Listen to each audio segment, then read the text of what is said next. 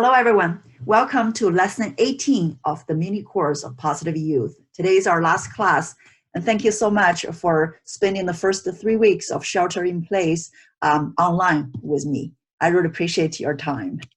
All right.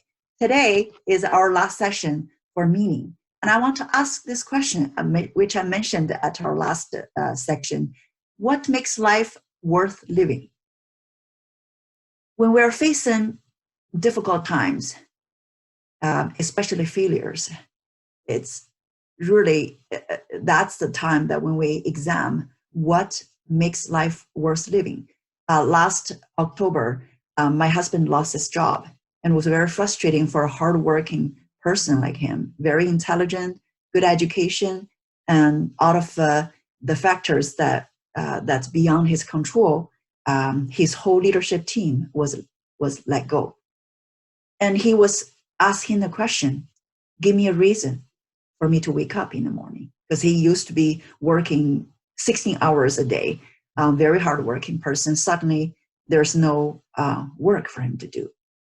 And my older son, who's in high school, asked me the same reason because he observed what his father's going through. And he asked me the same question, Mom, give me a reason to wake up in the morning. So before we end this course, I want you to think about what makes life worth living. This is a data in 2016. Prior to 2016, it used to be the cause for death for teenagers, for children between 13 to 19. Number one is accidents. So 70% of that is car accidents. And as you can see, that green line, which is the cause for most death for teenagers, has been declining sharply because the car safety features have been improving. So that really helped. Why accidents is number one cause for death for teenagers? That has a lot to do with the way our brain is built up. We talked about in the previous classes, the frontal lobe is the area of brain that developed the latest. The latest research shows that for female is about 27, and for male is about 30. That is fully developed physiologically, the part of brain, frontal lobe. It used to be the second cause of death for teenagers was homicide, and the third one was suicide. But suicide passed homicide, less than 10 years ago. Did you see the red line has been rising? Homicide the purple line has been dropping. So it is a big problem for teenagers because we don't have a fully developed control system that can predict the future and see the hope. Sometimes we do things out of our impulse and we don't see the impact in the long run. So that's why even if you consider people after 10, so if you consider the whole population beyond the 10 years, 10 and older, and suicide is only number 11's cause of death. But for teenager years, 13 to 19 is the second. So for most adults, the top 10 reasons for death, they are all diseases, such as heart disease. So, and then number 11 was something that we can control, not physical disease. But for teenagers, that rises to the third. Positive psychology, another definition is it's a scientific study of what makes life worth living. I want to use this session as a summary of what we talked about over the past 17 classes. So what makes life worth living? I want to go back to Dr. Seligman's original model back in 2012. He discovered that there are 5 dimensions behind a happy and fulfilling life. PERMA. We're going to review all the 5. We added one for positive self, but today I'm going to focus on the 5 that Dr. Seligman found out. Relationship is number 1. Some students ask me at the beginning, out of all the dimensions, which one's the most significant? I would agree with what the research showed up. Relationship. You remember I showed you this slide before. This is the Harvard adult study, also called Harvard Grant study.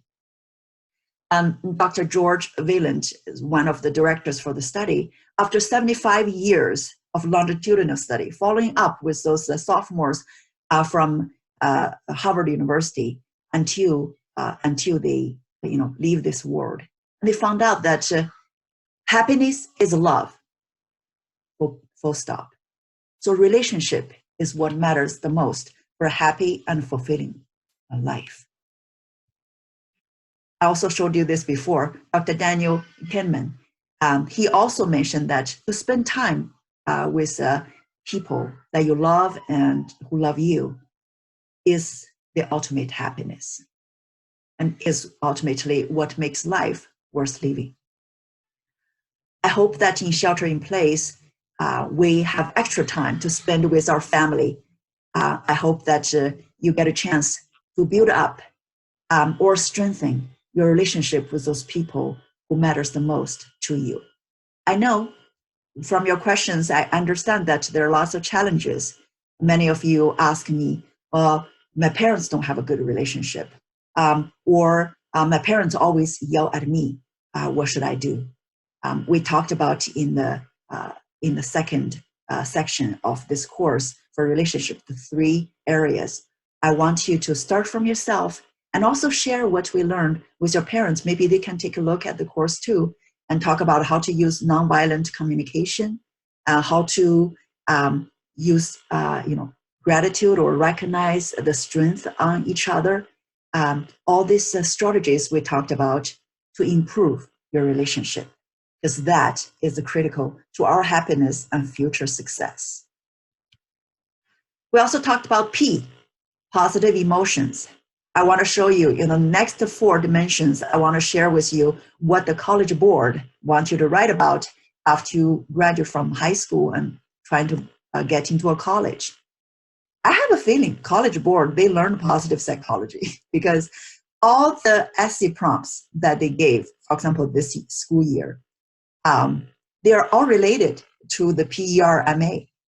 Like, for example, positive emotion. This essay prompt from College Board ask you, pointed out that the lessons we take from obstacles we encounter can be fundamental to later success. Recount a time when you faces a challenge, setback, or failure. How did it affect you, and what did you learn from the experience? So this is the essay that asks you to review how you can maintain a positive outlook even though you're facing challenges, setbacks, or failures.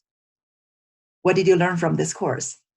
I hope that you can use our strategies such as gratitude journal or ABCDE model. I hope that you exercise that on daily basis. You are going to have a fantastic answer to this essay prompts if you continue to practice what we talked about during the first lessons for our course. There's a way. No matter what happens, you will see hope. No matter how challenging the situation is, you feel more motivated. You feel excited. Oh, there's a new challenge or new thing that I can try. I'm so excited. When you find new things, new tasks exciting, congratulations, you had your growth mindset. Once you have your growth mindset, you are ready to face any challenges in life. So I want to mention something about mental health because my job is a psychologist. So we focus on children's mental health. This is the definition I showed you before. I want to emphasize it again. This is the definition from WHO. Mental health is a state of well-being in which the individual realizes his or her own ability, can cope with the normal stress of life, can work productively and fruitfully, and is able to make a contribution to his or her community. Why I want to emphasize this? Going back to what makes life not worth living for those people who choose to end their own life. This is a study for our local community because I live in Silicon Valley. This is a study by Santa Clara County. Their study of 232 suicides found out that mental health problem is the #1 cause for suicide. So in other words, people don't have the skills to cope with the normal stress of life. For example, you get a B, or you didn't get into the college that you think you should, or you got into an argument with your best friend, or somebody you really care about left you. Those are normal stress of life. And I want you to know that we need, without mental health doesn't mean that just no mental illness. That's a basic factor. Mental health means, do you have the coping skills with the normal stress of life? Do you have the ability to develop to your full potential? Do you have the ability to work productively and fruitfully and make a contribution to your community and society and make this world a better place? Others are recent crises and problems at school. Again, those belongs to normal stress of life. I hope that you have a chance to practice every single assignment that I presented to you over the 18 lessons. If you can practice that on a daily basis for a few weeks at a time, internalize that way of thinking into part of you, you will have no problem cope with normal stress in life. You will have no problem develop to your full potential. Next dimension is E, engagement. Remember we talked about mindfulness, we talked about flow, and how to make learning as engaging as video games. This is another essay prompts I thought that should really touch base on the engagement dimension. Describe a topic, idea, or concept you find so engaging that it makes you lose all track of time. Why does it captivate you? What or who do you turn to when you want to learn more? I wish that all of you have a thing or more than one thing or activity that engage you so much that you have the optimal psychological experience of flow. Even though the research shows that in every country, there are about 15, 20% of people who never experience flow. I wish that you're the other 80%. I wish that you had the experience of flow every day. Doesn't need to be long. It could be just a few minutes at a time, but you have it. And that's what makes life worth living too, because it's so enjoyable. You're so engaged in it, and you have such a strong sense of joy and fulfillment when you do that. So review the 3 lessons under this section. I hope you practice mindfulness to help you to improve your attention skills and enjoy your daily life. I shared with you yesterday a picture of what I took when I went out for running. Life is composed of moments, many, many countless moments. Make each moment worthwhile. When you focus on things that you're doing right now, you're enjoying life to the fullest. Make each moment counts. The next dimension is accomplishment. And we talked about how to improve our self-control, how to improve our perseverance so that we can persist in at least one activity or study to the end. Here's another essay prompts, and you can see that they ask, that's so important. All these dimensions are so important. College Board built into their college application essay prompts. That's how important it is.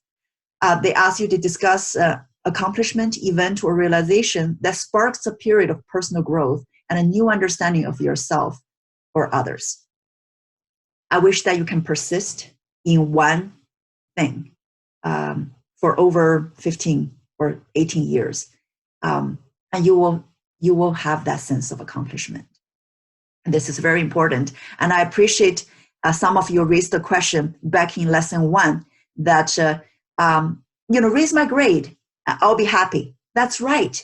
Happiness doesn't come from the air. Happiness comes from the real, authentic sense of accomplishment. When you can do something well and you know it, that is also part of what makes life worth living. That motivates you to do even more, to face challenge with more confidence and build on your winner's effect. The last but not the least dimension is meaning. And here again, the essay prompts ask you to describe a problem you've solved or a problem you like to solve. It can be an intellectual challenge, a research query, ethical dilemma. Explain its significance to you and what steps you took or could be taken to identify a solution. Those are the things that you're going to ask yourself. Just look around. There are so many things that could be improved, and notice things that you can contribute with your signature strength, and you can make a difference. And that's the ultimate level of happiness. When you find the meaning, the purpose for what you do, and combine that with a higher cause. I really like this quote from Dr. Albert Einstein. He said that education is what remains after one has forgotten what one has learned in school. Looking back at my high school years, the specific knowledge points, I can hardly remember much. But I remember the trust that my teacher gave to me that helped me to change my perspective about learning and about myself. Because of the trust I received from people who care about me, I trust myself. I study hard because people trust me and care about me and believe in me. And that confidence motivated me to continue studying and spend 11 years in college and finish 2 masters and 1 PhD in a row. Until now, I love learning. And that's what lasts forever. It's not the specific algebra knowledge or the science. It's how you look at yourself, how you interpret the world around you. It's your perception. It's never what really happened. It's how you look at things and how you interpret that, how you understand things. Bad things happen, how you interpret that. Do you think that the bad things are temporary, specific, and external? Or do you think the bad things or the failures are permanent or pervasive or personal? Those make a huge difference on your motivation and on your confidence. I hope you all left your high school or ended your grade school education with a positive outlook for the future and confidence in yourself and good habits that help you to reach your goal. Remember at the lesson 1, I gave you this brief questionnaire. I asked you to calculate on average, what percent of time do you have positive emotions? What percentage of time do you feel negative? What percent of time do you feel neutral? And I want you to make sure the 3 numbers add up to 100. Now I want to ask you the same question, and I want you to compare with the number that you put down after our first lesson. Our first lesson started March 18th. So I want you to compare with that number, and I want to see whether there's any difference.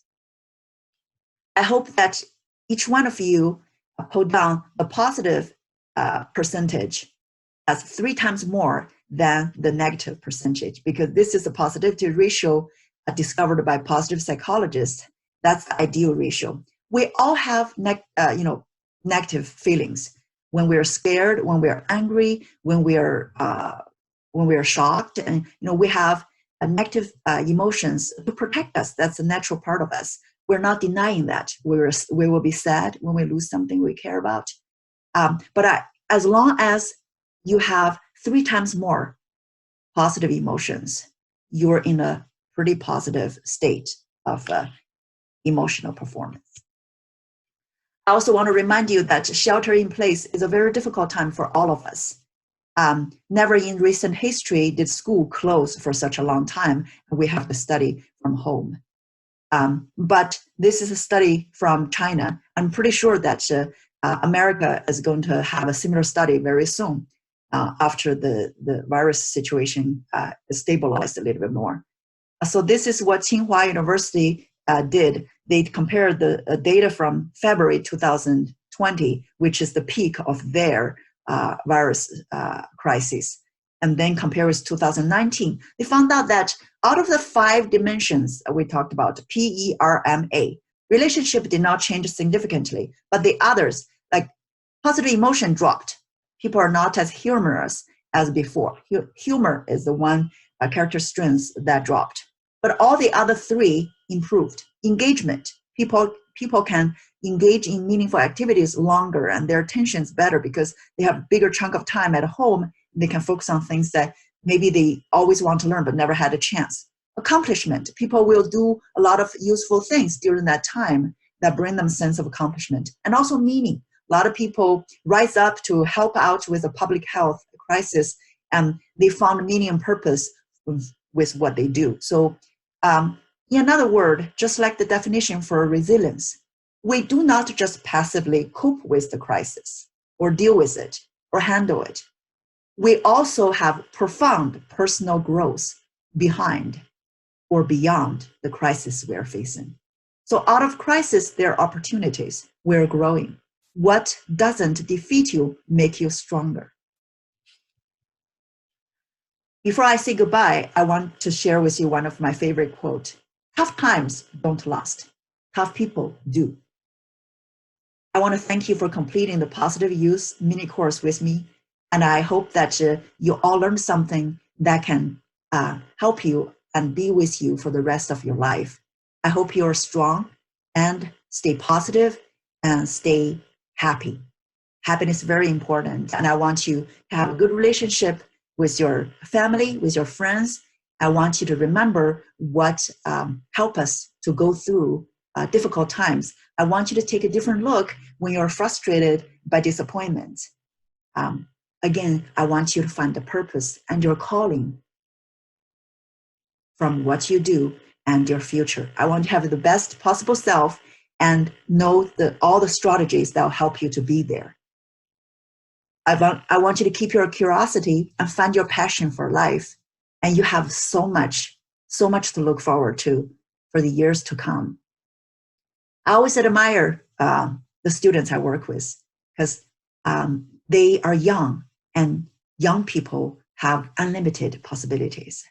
I want you to find what is your calling and your passion and develop to your full potential. And you know what? You never know. Maybe one day I'll see you again and you are already adult and you tell me, hey, Miss Julie, I still remember what you told me 15 years ago. And now I understand what makes my life worth living. Thank you again for all your time. And if you have any questions, feel free to ask your parents to contact me. Until then, best wishes for the next 2 months when you continue the shelter in place and knowing that tough times don't last. Tough people do. And you will be one of the tough people, right? All of you will. Thank you for your time. Have a good rest of the school year and have a good summer.